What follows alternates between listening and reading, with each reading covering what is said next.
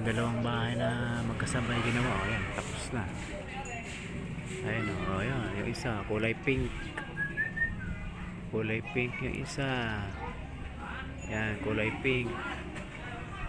Tapos yung isa kulay green, mint green yung isa, mint green.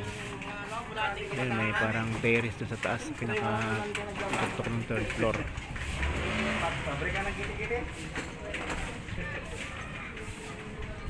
Gagandaan ng mga bahay dun sa phase 6 lugar namin. Ito rin, third floor din itong isa.